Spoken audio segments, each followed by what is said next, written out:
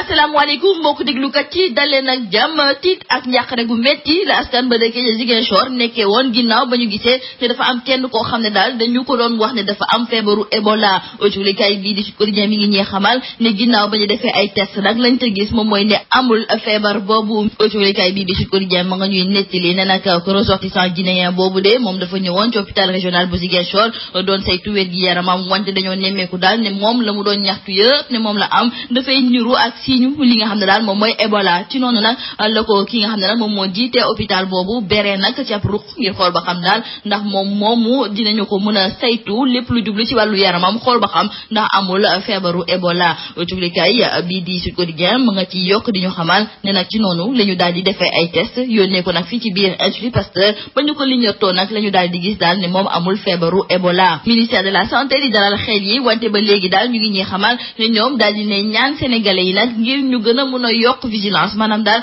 ñu gën a mën a saytu nag lépp lu jublu ci wàllu cet ngir fexe nag ba fagaru ci feebaru Ebola. ñeenti étudiants yi ñu jàppoon ñu doon sànni xeer cortège yu Macky Sall bàyyi nañu leen. jublikaay bi di laas mi ngi yëgal xibaar gi ni mel mi ngi ñee xamal ne nag dafa mel ni ne njiitu réew Macky Sall ñi nga xam ne nag ñoom ñoo ko doon wax nañu fexe nag ba yóbbu étudiants yooyu ca assise nañu leen jugé ci ñaawteef gi nga xam ne nag moom la ñu def moom daal dafa mel ni ne dégluwu leen ndaxte daal mujjee naa fexe ba ñu bàyyi nag ñeenti étudiants yooyu. jublikaay bi di Le Populaire ne kon yoon fu mu nekk ni nag daal dina am yërmande ci ñeenti étudiants yooyu wante it daal dina ñuy jox ba yëpp ndégéniku ci nga xam ne de moom mooy Serigne Assane Seck moom mi nga xam ne nag jublikaay bi di Le Populaire mi ngi ñuy xamal ne juróom benn weer a ngi nii ba ñu ko tëjee ci biir kaso ginnaaw ba ñu ko tuumaale ci lakku këru ki nga xam ne de moom mooy Moustapha Cissé Lo. wante jublikaay bi di La Tribune mi ngi ñuy xamal ne kii di Serigne Assane Mbacké moom de ba ñu koy bàyyi dañu ko wax nag ne dootul defati ay déclaration ci kanamu taskatu xibaar yi rax ci dolli sax laata nag muy génn ci réew mi faaw mu am ab autorisation wante moom ci boppam moom di Serigne Assane Mbacké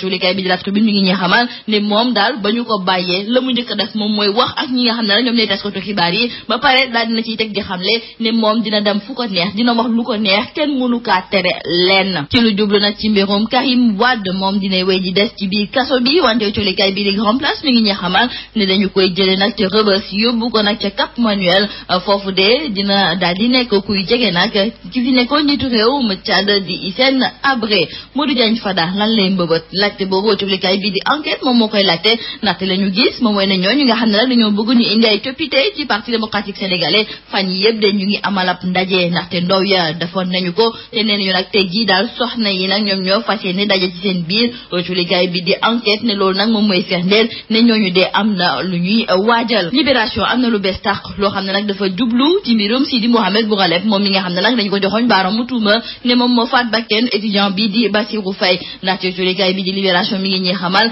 ne moom di Sidi Mohamed Bougaleb moom de nekkite yow kenn joxu ko benn gànnaay bi nga xam ne nag moom mooy tax mu daal di sox ab bal jëmale ko nag ci étudiant boobu kon moom dafa mel ni nag ne feneen la dem uti ji gànnaay gi ni mel. jublikaay bi di Libération ne lu bees tàq lool nga xam ne nag moom la ñu nemmeeku ci dossier bi de suñu moytuwulee dina gën a dugal ki nga xam ne de moom mooy Sidi Mohamed Bougaleb. dañu koy jeexale ak jublikaay bi di Le Quotidien ndax mi ngi ñuy xamal ne njiitu réewum Sénégal di Macky Sall dafa tere woon nag ñu dugal suukar importé bi fii ci biir réew mi wante dafa mel ni nag ne kii nga xam ne de moom mooy Aliou Sarr def na leneen ndaxte moom daal dinay wax nag direction du commerce intérieur mu daal di xaatim yenn ci ay autorisation yoo xam ne daal day tax ba ñenn ci ay commerçant yu indi woon suukar ba ca port ba mun kaa dugal. jublikaay bi di Le Quotidien ne nag gàllankoor gu métti la fas yéene nag indil waa compagnie sucrière sénégalaise ndaxte ñoom de duñu mën a jaay suukar bi ci biir marché bi ndaxte suukar importé bi mi ngi fi fees dell. suñu natango yoo jublikaay bi di Le Quotidien di laajte nag ndax fi mu nekk ni moom kii di Macky Sall xanaa moom yëgul li ni mel